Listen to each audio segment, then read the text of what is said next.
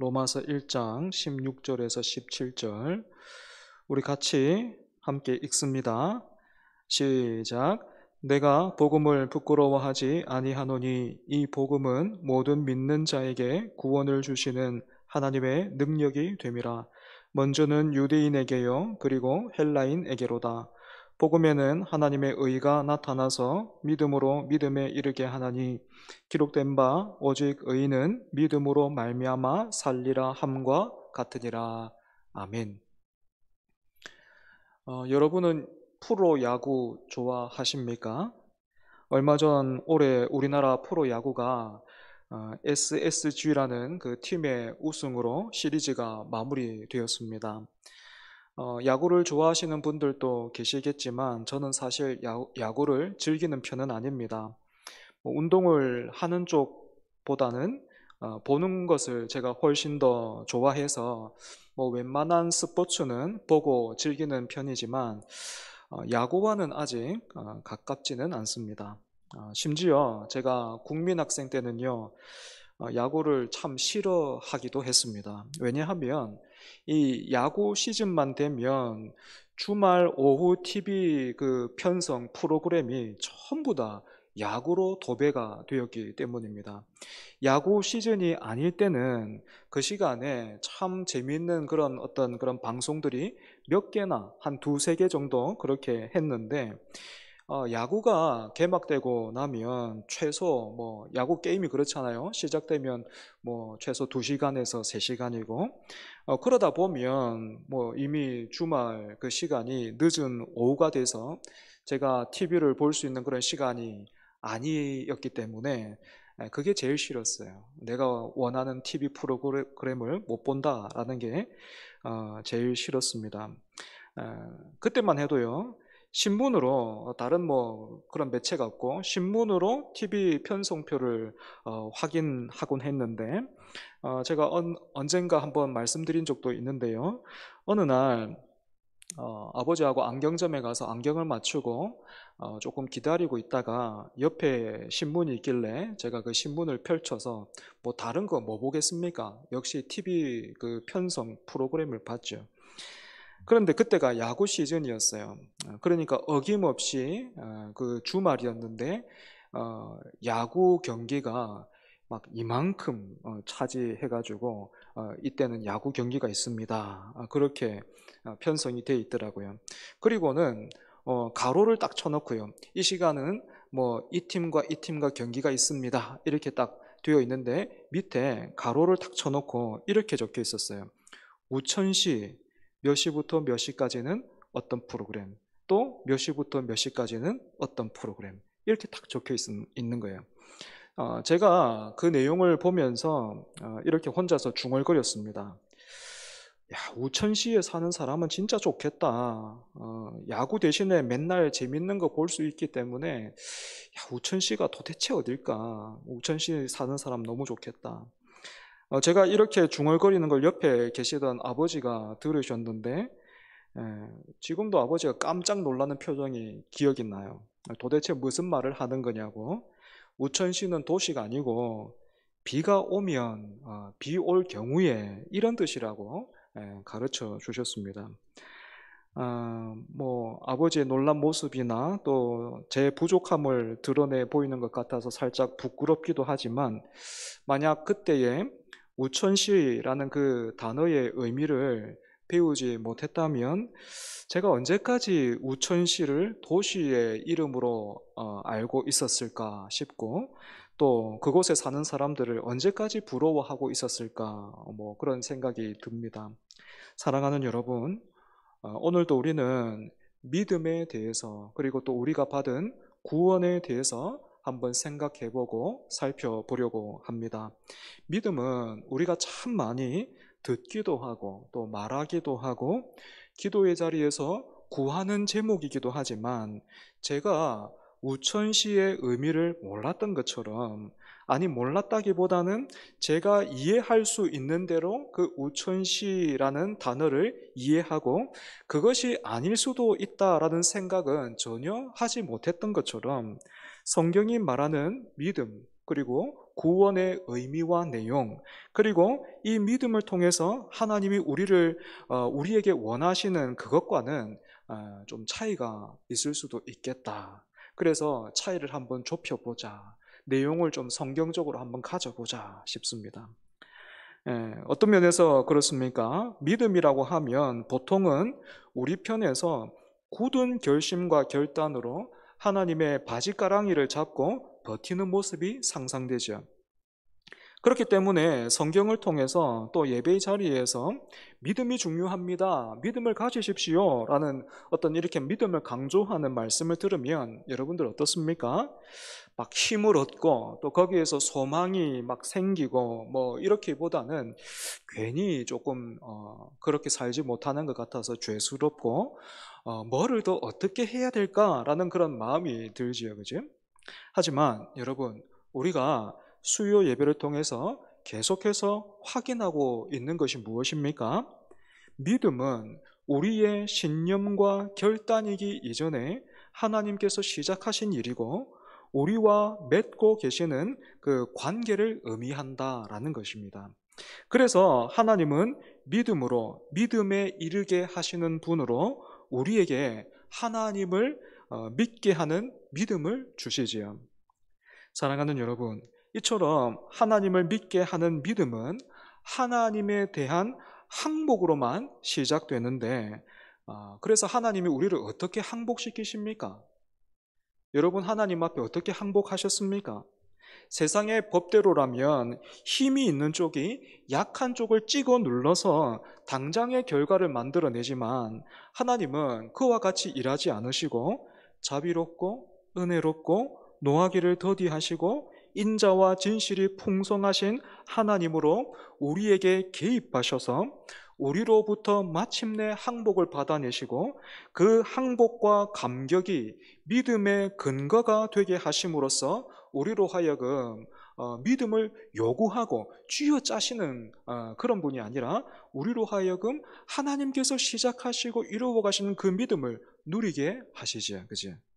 그래서 복음은 단순히 예수 그리스도의 이름이 서명되어 있는 천국행 지도가 아니라 이 복음 안에는 풍성하신 하나님이 드러나 있는 것입니다.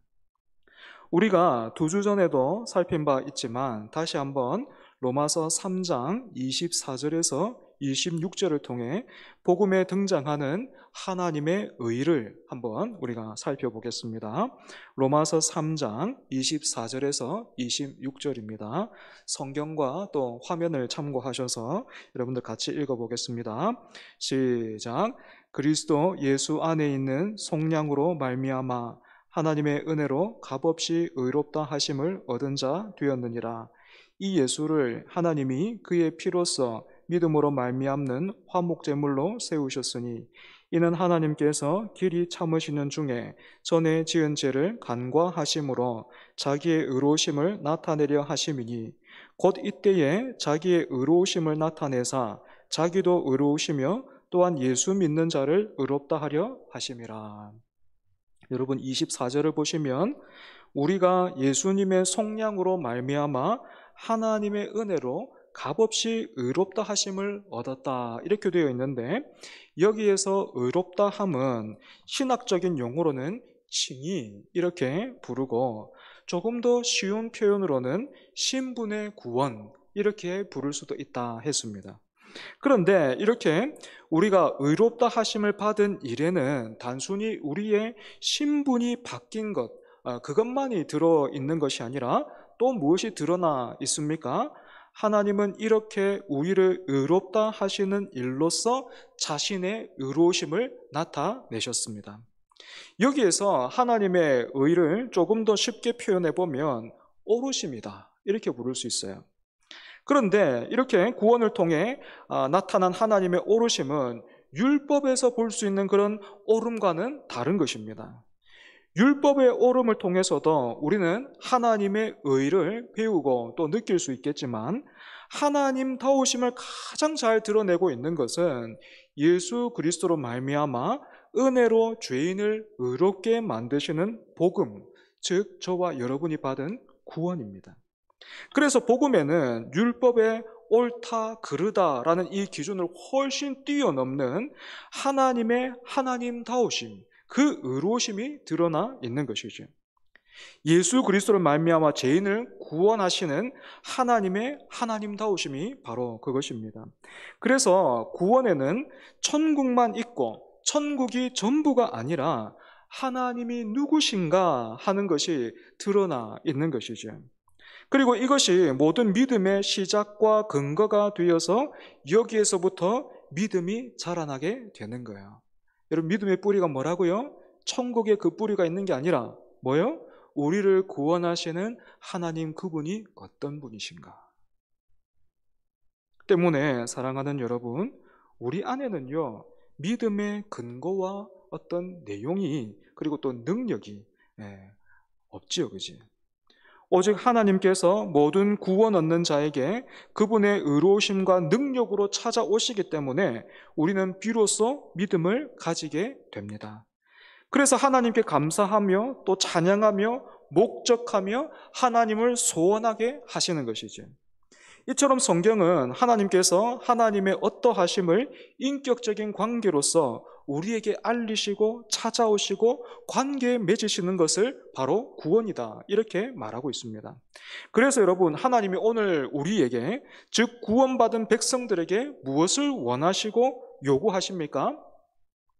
마태복음 5장을 보면 너희 원수를 사랑하며 너희를 핍박하는 자를 위하여 기도하라. 이같이 한즉 하늘에 계신 너희 아버지의 아들이 되리니, 이렇게 말하고 있고, 또 마태복음 5장 48절을 보면 그러므로 하늘에 계신 너희 아버지의 온전하심과 같이 너희도 온전하라, 이렇게 되어 있습니다.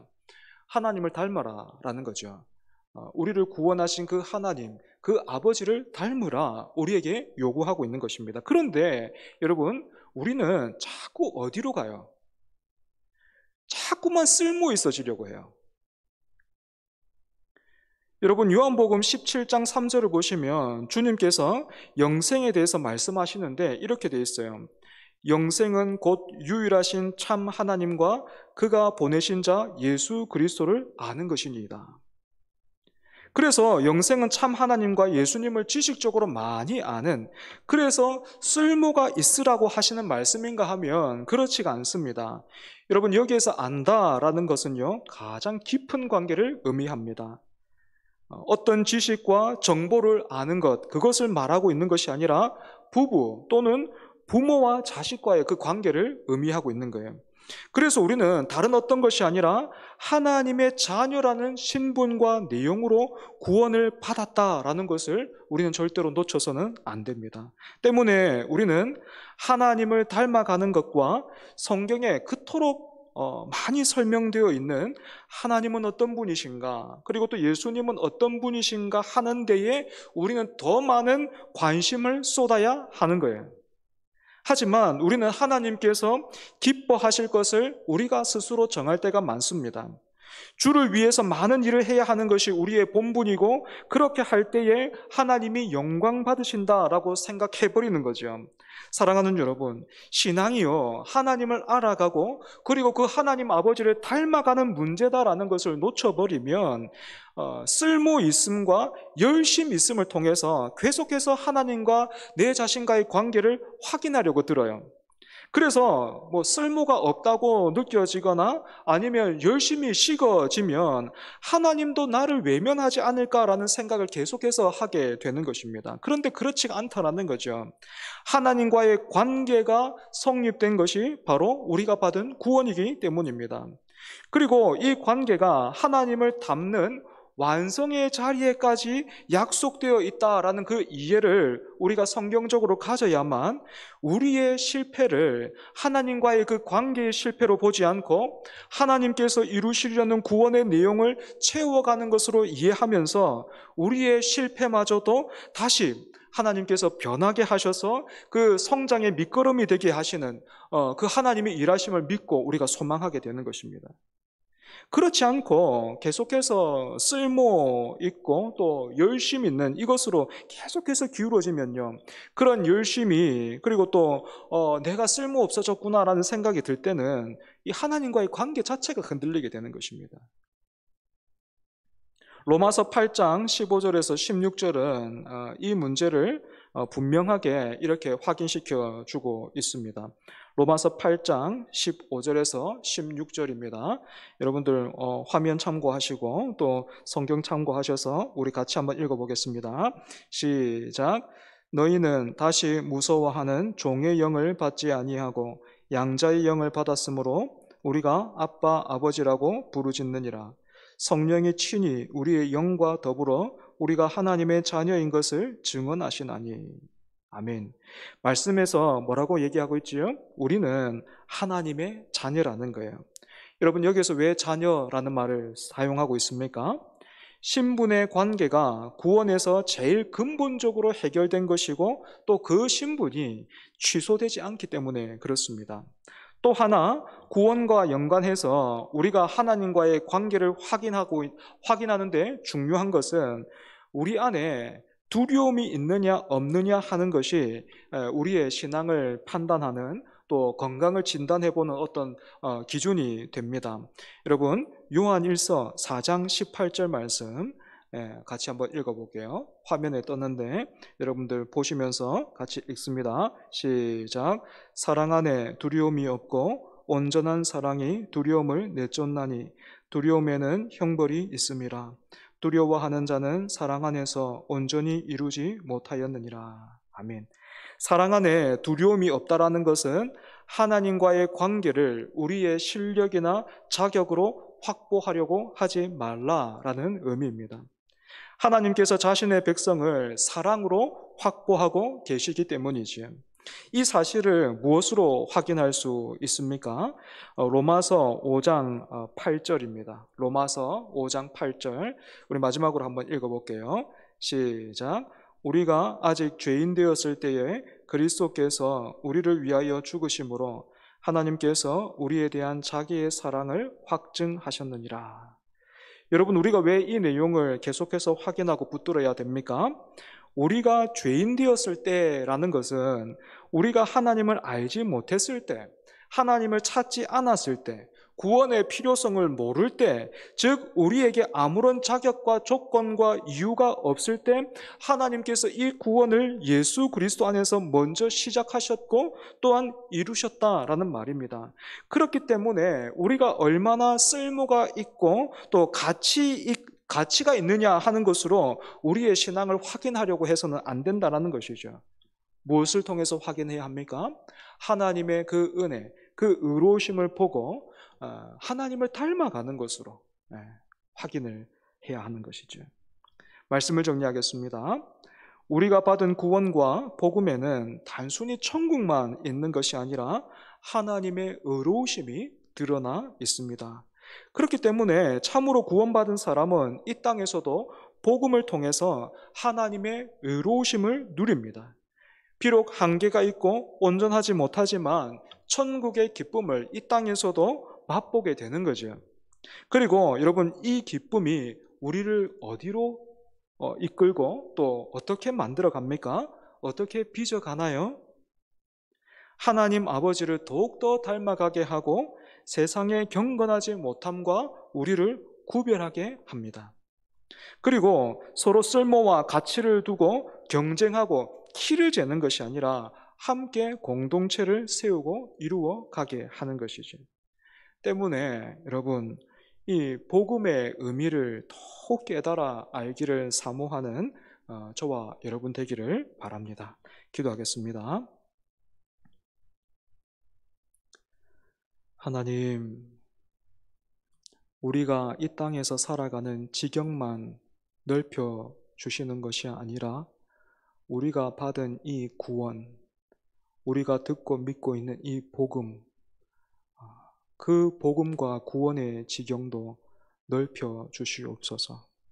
단순히 예수 그리스도 이름, 그 이름 뒤에 천국만 따라오는 것이 아니라 우리가 들은 그 복음에 예수와 또 천국만 따라 붙는 것이 아니라 하나님의 의로우심, 이 복음과 구원 안에 드러나 있고 또 우리에게 말하고 있는 그 하나님의 높고 풍성하시며 깊고 넓으심을 우리가 깨달아 알게 하여 주시고, 그 은혜와 그 사랑 안에 하나님, 우리가 머리 끝까지 잠겨서 우리의 옛사람이 계속해서 죽고 시간이 더할수록 하나님 아버지를 닮아가는 우리가 되게 하여 주시옵소서. 그래서 하나님, 우리가 보고 말하고 행동하는 모든 것들 속에서 하나님의 그 은혜와 그 사랑이 전해지게 하여 주시고, 이 땅이 쓸모 있음과 또한 그 가치로서 판단하는 그런 세상 속에서 우리가 살고 있는데, 그것을 넘어서서 나에게 임한 그 은혜로 인하여 내 옆에 지체들도 그 은혜의 시선으로 또한 그 은혜로 대하고 참으며 견디며 붙들어 줄 수 있는 하나님 분명한 그 은혜의 공동체, 선명하게 우리가 그 은혜를 가리켜 보일 수 있는 공동체로, 그런 한 사람 한 사람으로 세워져 가고 또 지어져 갈 수 있게 하여 주시옵소서. 예수님 이름으로 기도합니다. 아멘.